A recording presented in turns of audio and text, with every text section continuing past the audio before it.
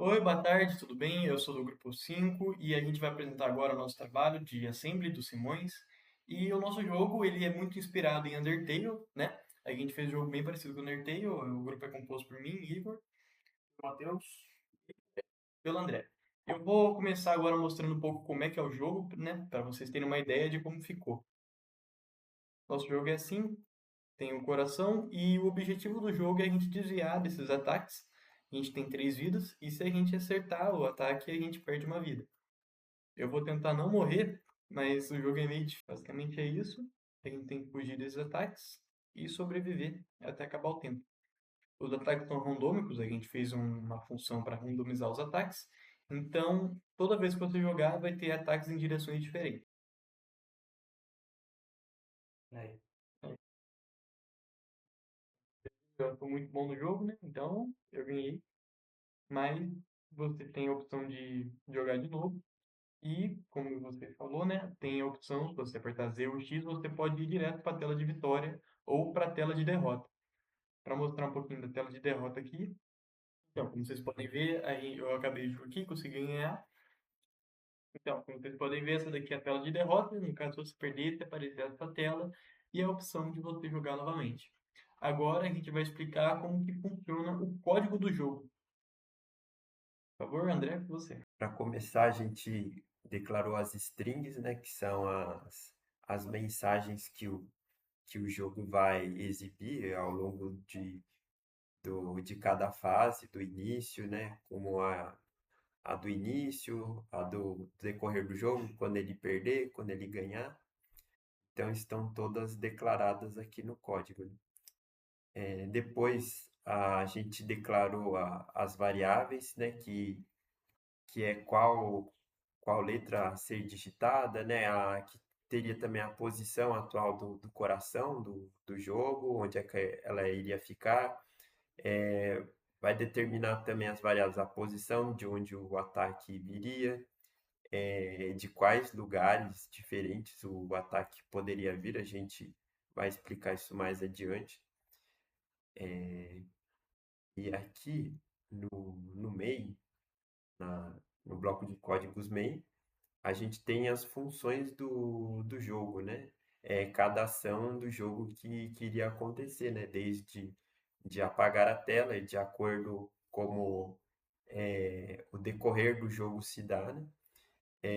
Desde para iniciar também o jogo e também é muito importante as flags que a gente declarou para, dependendo de algo que aconteça no jogo, ele dar continuidade ou não, ele poder ir para uma função ou não.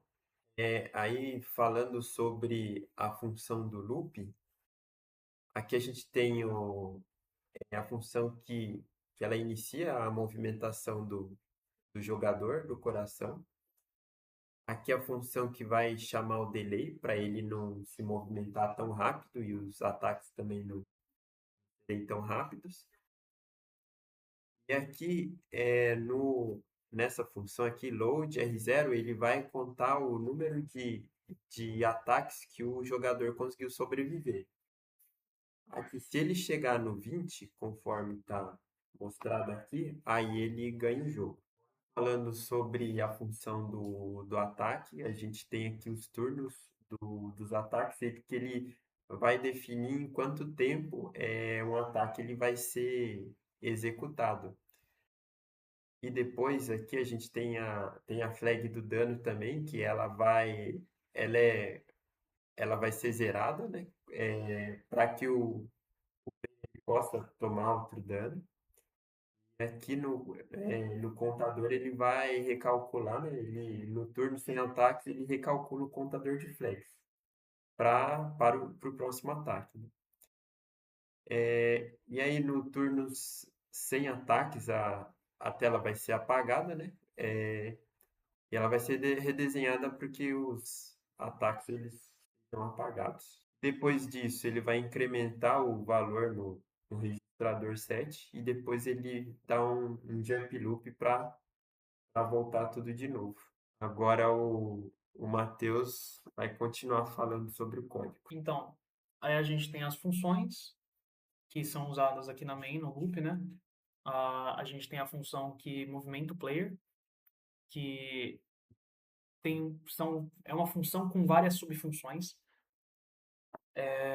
que tem essa move player, recalcula a posição, que o que ela faz? Ela, na verdade, ela espera o player falar a direção que ele quer ir, né? É que nesse caso seria as setinhas. E tem aqui para teste, se ele apertar Z, ele vai para a função de derrota, se ele apertar X, ele vai para a função de vitória. Aí, se o player clicar nas setinhas, ele vai para as funções aqui, para as outras subfunções, que ele adiciona. Para a esquerda, ele decrementa a posição do player, só que ele checa a condição aqui de contorno, para ver se sai da arena. Para a direita, a mesma coisa, só que invertido, né? Ele incrementa, então ele vai para o lado. Para cima, ele subtrai 40 e para baixo, ele adiciona 40 e checa as condições de contorno. Aí ele sai. Se a posição anterior do player for igual à posição atual dele, ele não faz nada, ele só sai da função. Mas se for diferente, ele apaga o player que estava na posição anterior e desenha o player na posição atual, né? E sai da função.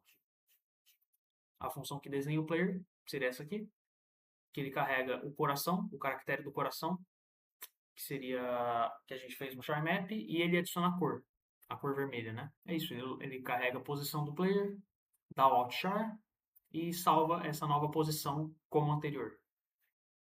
Ele volta e sai da função de movimento player. Aí a gente tem aqui a função dos ataques, que basicamente a gente tem uma flag de ataque, que fala se um ataque está acontecendo ou não. Se o ataque não estiver acontecendo, ele chama o aviso, que é uma subfunção aqui, e sai. Ele sai do ataque. Se não, ele pega o contador de flag, que ele vai indicar qual ataque vai ser usado e compara com cada case. Aí a gente tem, cara, são 11 cases. O primeiro, ele define primeiro o caractere do altchar, que a gente fez duas camadas por ataque, certo? Esse seria a primeira camada, que é com o caractere 10, de número 10.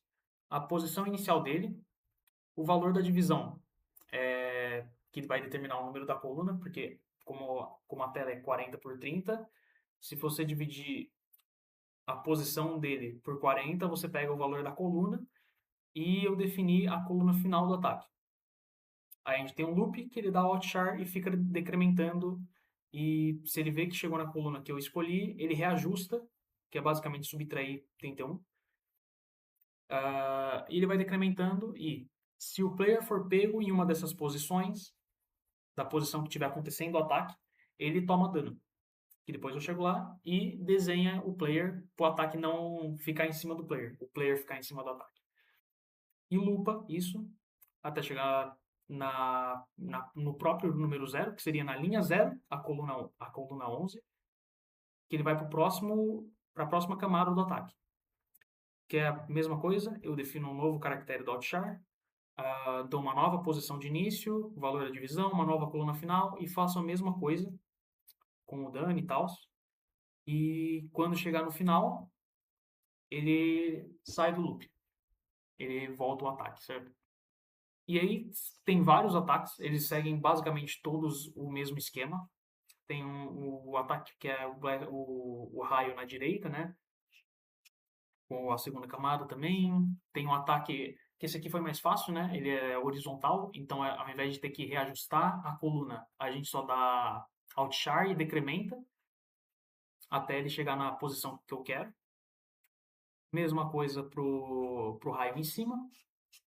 E o resto é misturar os dois, que é basicamente fazer a primeira camada de um ataque, fazer a primeira camada de outro e depois a segunda camada dos dois. Mas é o mesmo esquema para todos os ataques. Aqui a gente tem o fim do switch, que ele dá pop em todos os registradores e volta, né? E aqui a gente tem a subfunção de incrementar o contador de ataques, que é o contador de ataques seria a quantidade de ataques que o player sobreviveu. Então ele dá load, incrementa e salva a novo valor. O flag ataque 0, ele só define a flag do ataque para 0, para não ter mais ataque no turno, né? A flag ataque 1 é a mesma coisa, só que torna a flag do ataque igual a 1. Aqui a gente vai falar do contador da flag, que ela vai recalcular, ou seja, ela vai fazer os ataques serem randômicos, né? Aqui a gente tem o load NR0, ele vai declarar um ponteiro para a tabela rand na memória, né? E aí depois ele vai carregar o valor do incremento dessa tabela. Aí ele vai adicionar os dois valores e ele vai buscar esse número na memória e aí depois ele vai incrementar esse valor. Aí a quantidade de elementos que tiverem nessa tabela, ele vai aqui comparar com o valor do incremento do rand.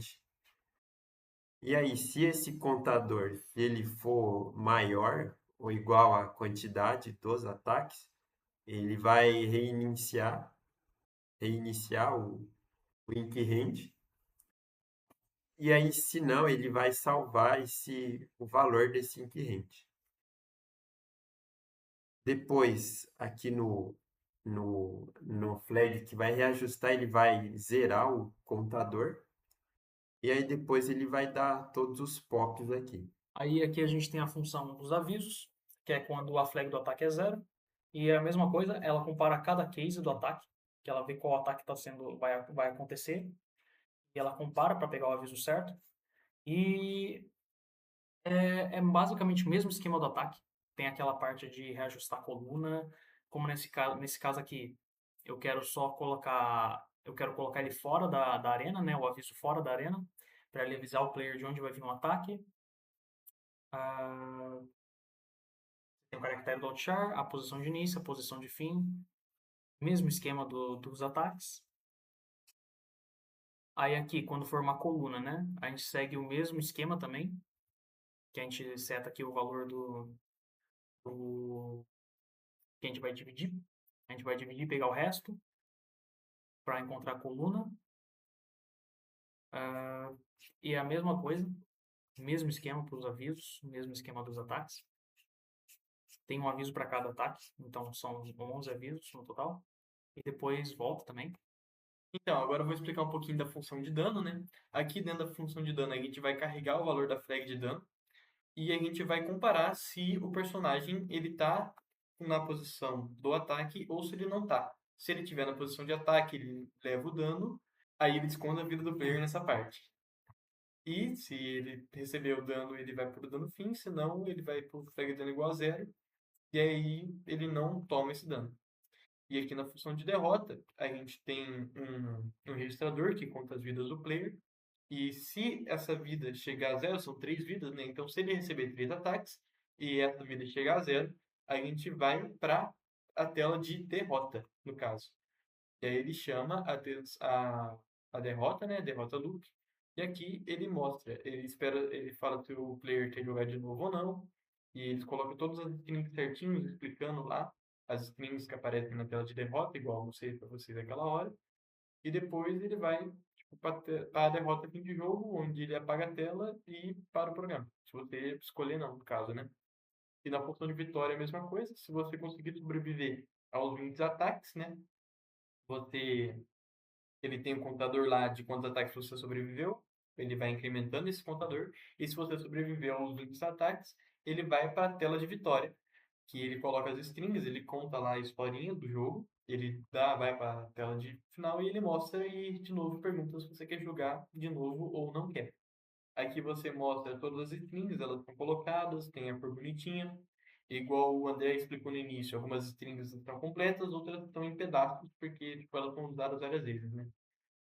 Então tem tudo isso daí, a pausa dramática que não pode faltar. E ele vai para a tela de vitória. Vitória loop, ele pergunta se o player quer jogar de novo ou não. Se não, ele vai para a tela de fim de jogo, igual vitória, fim de jogo. E aí acaba. Aí temos também o delay, que é basicamente para tudo não ficar tão rápido. E eu ajustei os delays para funcionar com 10 MHz ao invés de 1, que seria o padrão, para evitar a tela piscando quando o ataque troca, enfim. Que é basicamente a gente define um número para o registrador, define um outro número para outro registrador, essa quantidade de loops que vai ter, certo? Então a gente tem o loop 1, que ele decrementa o R0. Então, enquanto não chegar no zero, o R0, ele vai continuar nesse loop aqui. E quando acaba esse loop, ele vai para o 2, que é o R1 que a gente determinou aqui, né? A gente reseta o R0, coloca o valor inicial dele, que foi 20.000, e decrementa R1. Enquanto isso aqui não chegar a zero, ele continua nesse loop, e depois dá RTS. Aí tem outras variações, que é o delay menor, o delay maior, certo?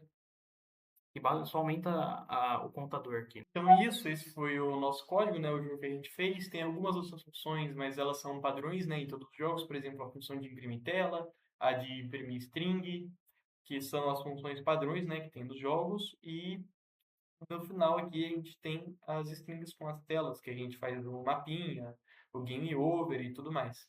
Esse foi o nosso jogo, esse foi o nosso código, espero que tenha gostado. E é isso, muito obrigado.